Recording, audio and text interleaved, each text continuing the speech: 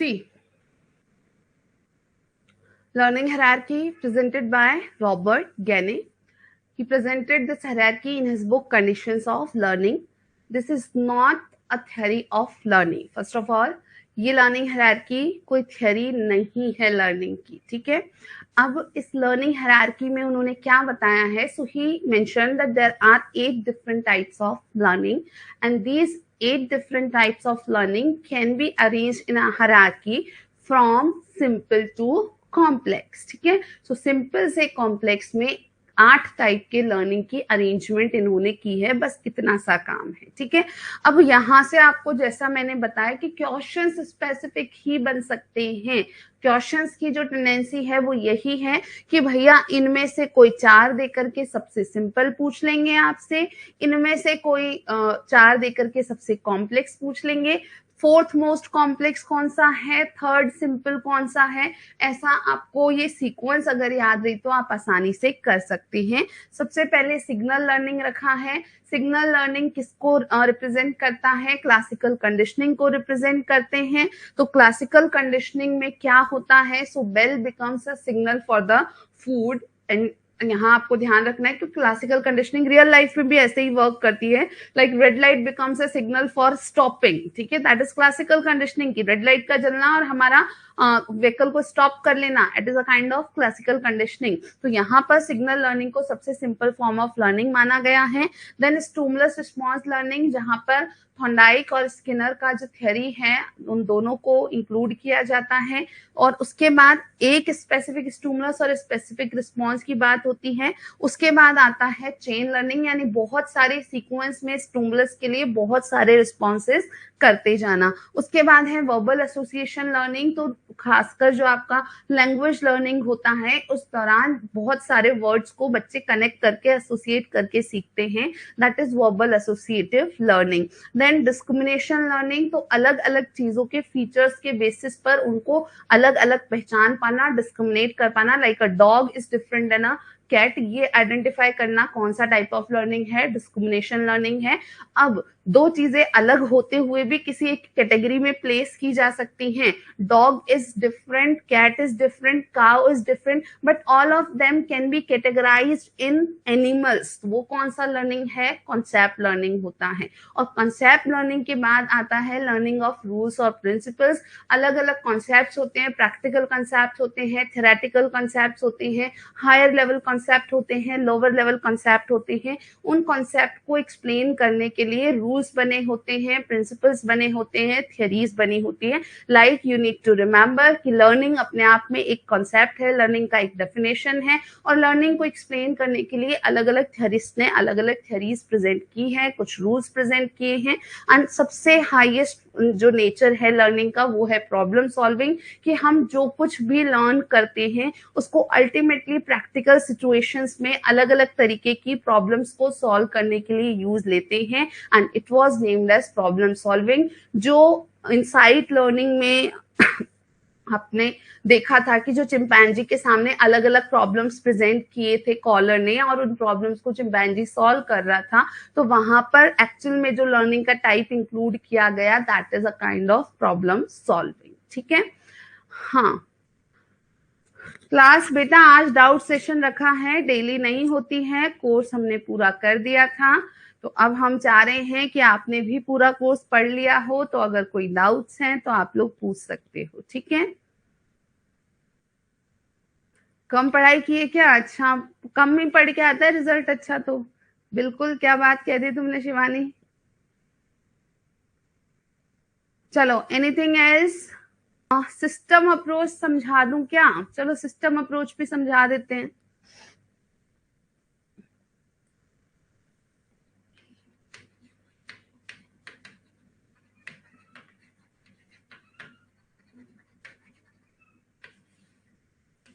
System approach is called ET3, ET1 और ET2 आपको पता है, ठीक है ना। ET3 जो है वो कहाँ से आया या इसका बेसिस क्या है, तो फर्स्ट ऑफ ऑल आपको याद रखना है कि अपने आप में मैनेजमेंट एक सब्जेक्ट होता है ना, MBA करते हैं तो मैनेजमेंट ही तो पढ़ते हैं MBA में। तो कॉमर्स की एक ब्रांच के रूप में मैनेजमेंट सामने आया, ठीक है। एंड मैनेजमेंट के थ्रू फाइनली ये कंसीडर किया जाने लगा कि अगर प्रॉपरली मैनेज किया जाए तो कोई भी प्रॉब्लम को इजीली सॉल्व किया जा सकता है, ठीक है। उस अप्रोच से ही सिस्टम अप्रोच अडॉप्ट की गई है।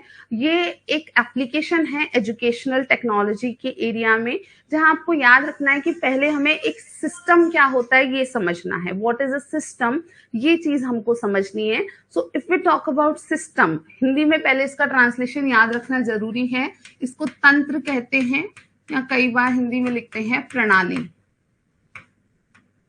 तो जो सिस्टम होता है उसमें हमेशा कुछ छोटे छोटे यूनिट्स होते हैं, ठीक है। तो कई सारे यूनिट्स से मिलकर के सिस्टम बना होता है। उन कई सारे यूनिट्स में हर यूनिट की अपनी अपनी रिस्पॉन्सिबिलिटी होती है, हर यूनिट का अपना अपना फंक्शन होता है, ठीक है। अब ये जो यूनिट्स हैं ये सब मिलकर के अल्टीमेट एम को पूरा करना चाहते हैं। इसके लिए आपको एग्जाम्पल याद रखना है किस चीज का, हमारे बॉडी का, ठीक है। हमारे बॉडी में बहुत सारे ऑर्गन सिस्टम वर्क करते हैं। Like if we talk about digestive system, अगर हम पाचन तंत्र की, पाचन प्रणाली की बात करते हैं तो आपको याद रखना है कि डाइजेस्टिव सिस्टम या पाचन तंत्र एक सिस्टम की तरह वर्क करता है। It is a real example of system. तो वहां हम जानते हैं कि कई सारे ऑर्गन्स जो हैं वो पाचन तंत्र का हिस्सा होते हैं। तो वे कौन से ऑर्गन्स होते हैं डाइजेस्टिव सिस्टम का हिस्सा?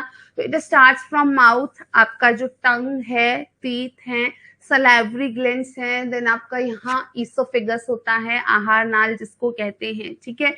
फिर आपका लिवर हो गया, गॉल ब्लैडर हो गया, आपका स्टमक हो गया, आपके दोनों इंटेस्टाइन हो गए, ये सब के सब, पैंक्रियाज हो गया, ये सब के सब किस में पार्टिसिपेट करते हैं? डाइजेस्टिव सिस्टम में पार्टिसिपेट करते हैं। ये सब के सब डाइजेस्टिव सिस्टम के एक यूनिट की तरह वर्क करते हैं। सब अपने आप में एलिमेंट्स है डाइजेस्टिव सिस्टम के। नाउ सी, हर सिस्टम का एक अल्टीमेट फंक्शन होता है। अल्टीमेट फंक्शन जो है वो क्या होता है? तो आपको याद रखना है,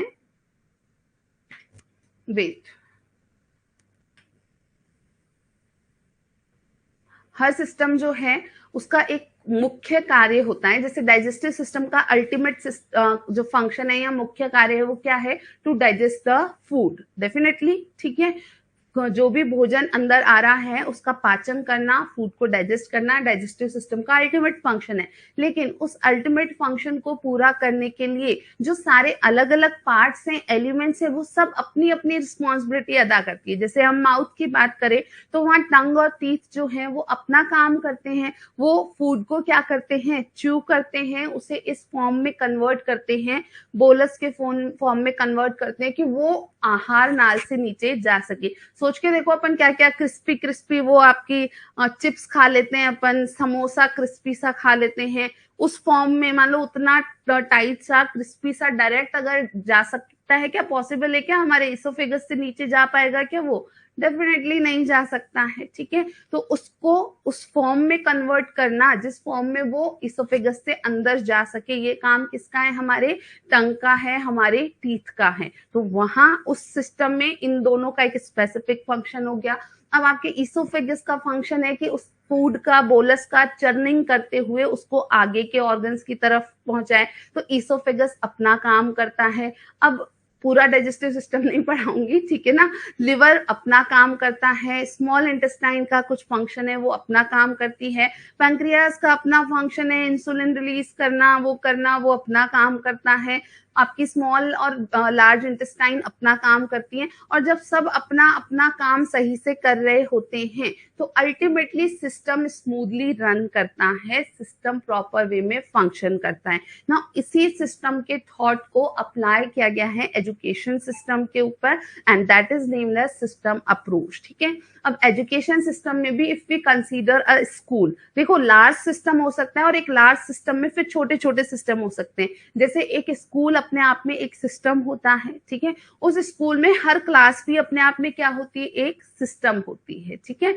तो अब स्कूल एज ए सिस्टम अगर हम कंसीडर करते हैं तो वहां पर एलिमेंट्स क्या क्या हैं स्कूल के?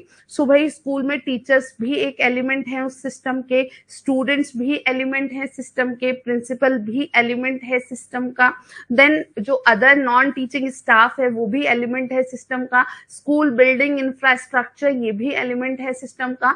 एंड इन सबको अपनी अपनी रिस्पॉन्सिबिलिटीज दी गई होती हैं, और ये सब अगर अपनी अपनी रिस्पॉन्सिबिलिटीज अच्छे से फुलफिल कर रहे होते हैं तो सिस्टम स्मूथली रन करता है। अगर कोई प्रॉब्लम आती है तो उस प्रॉब्लम को आइडेंटिफाई करना, उसका सॉल्यूशन करना आसान हो जाता है, क्योंकि हमने सबको अपनी अपनी अलग अलग रिस्पॉन्सिबिलिटीज पहले से डिसाइड की हुई है। ठीक है, जैसे इसको और सिंपल वे में आप सोच सकते हो कि कोई फंक्शन जब ऑर्गेनाइज किया जाता है कि स्कूल में या एक घर में कहीं पर भी, तो हम क्या करते हैं, जैसे घर में फंक्शंस ऑर्गेनाइज किए जाते हैं, किसी ने जागरण रख लिया, माता का जागरण है, नवरात्रि चल रहे हैं, माता का जगराता रख लिया किसी ने। ठीक है, अब माता का जगराता रख लिया तो मान लो कि हाँ 200-400 लोग आने वाले हैं, बड़ा जगराता रखा है। ठीक है, तो घर में मान लो 5 मेंबर हैं, तो उन 5 को रिस्पॉन्सिबिलिटीज आपस में डिवाइड कर लेते हैं ना, भाई खाने की जिम्मेदारी तुम्हारी है, जो भोग लगेगा खाना होगा वो जिम्मेदारी तुमको निभानी है, भजन मंडली को बुलाने की जिम्मेदारी तुम्हारी है, ये काम तुमको करना है। ठीक है,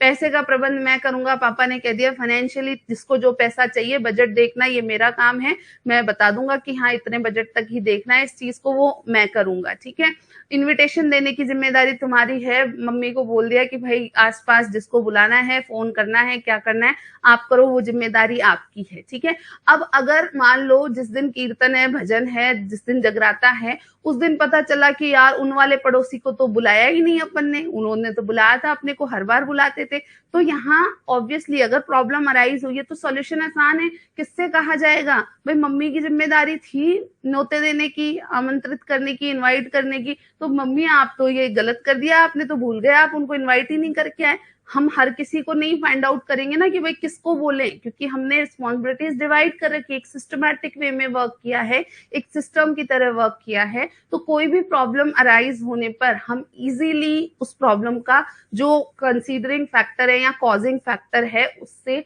डायरेक्ट वहां पर सॉल्यूशन की डिमांड कर सकते हैं। मान लो भजन मंडली नहीं आई टाइम पर, तो जिसको भजन मंडली की रिस्पॉन्सिबिलिटी दी थी उसको कोऑर्डिनेट करना था, नहीं आई तो उसको बोला जाएगा कि यार तेरे को रिस्पॉन्सिबिलिटी दी थी भजन मंडली की, आई नहीं अभी तक, तो भजन मंडली कहाँ से जगराता होगा, इतना लेट हो गया, ये हो गया। तो सिंपल बात है कि इसी चीज को आपको एजुकेशन में एज ए सिस्टम चीजों को किया जाता है। आप में से कई लोग टीचर्स हैं, तो कमिटीज बनाई जाती है ना हमारे स्कूल में, तो वो क्या है, सिस्टम अप्रोच को ही फॉलो करना है कि भाई ये शाला दर्पण के हेड ये हैं, ठीक है, मिड डे मील को ये कवर करते हैं, कल्चरल कमेटी के ये हैं हेड, स्पोर्ट्स कमेटी के ये हैं हेड, डिवाइड किया जाता है, रिस्पॉन्सिबिलिटीज दी जाती है, वो ही सिस्टम अप्रोच होता है। ठीक है, यहाँ पर आपको एक बात और याद रखनी है कि सिस्टम में input,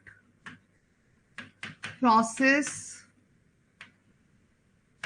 output and environment, in 4 components में हम डिवाइड कर देते हैं सारे बेसिक एलिमेंट्स को। ठीक है, तो जैसे एजुकेशन में हम एक स्कूल को या ऑल ओवर एजुकेशन को एज ए सिस्टम कंसीडर कर रहे हैं, तो इनपुट में क्या क्या आ जाएगा, तो आपको याद रखना है कि स्टूडेंट्स इनपुट में आ जाएंगे,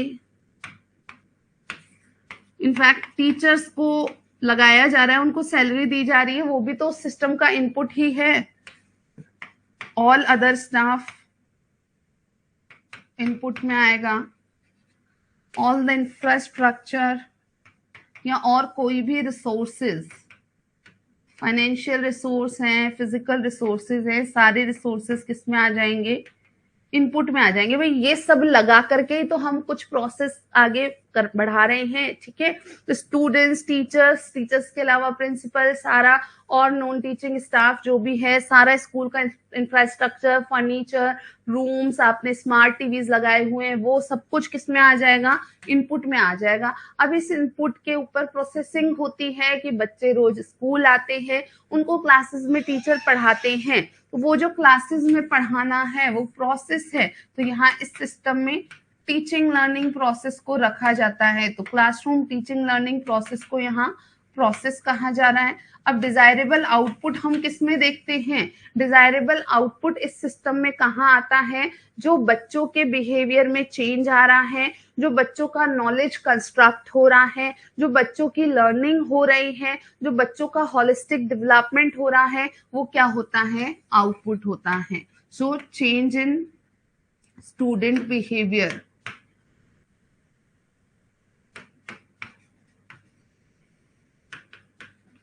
ये क्या है? ये आउटपुट है। अब एनवायरमेंट में किसको रखेंगे? तो everything which can influence this process और दिस इनपुट और दिस आउटपुट। ठीक है, जैसे कि हम कहें कि बच्चे का जो फैमिली में जो कुछ चीजें चल रही हैं वो इन्फ्लुएंस करेंगी, ठीक है, बच्चे के ओवरऑल आउटपुट को, तो yes that is a part of environment. School के बाहर का जो गतिविधियां चल रही हैं वो भी समहाउ इन्फ्लुएंस करेंगी बच्चे के आउटपुट को, तो ये भी आपका किस में आ जाएगा? एनवायरमेंट में आएगा। ठीक है, तो बहुत डिफिकल्ट टॉपिक नहीं है, सिंपल टॉपिक है। इसमें आपको ध्यान रखना है कि भाई किसी भी सिस्टम को सक्सेसफुली आगे बढ़ाने के लिए सिस्टम डिजाइन करना पड़ता है, सिस्टम एनालिसिस करना पड़ता है, फिर उस सिस्टम का इवेल्युएशन भी होता है। ये कुछ टर्मिनोलॉजी आपको लिंक करनी है। ठीक है, for today we are just finishing the class.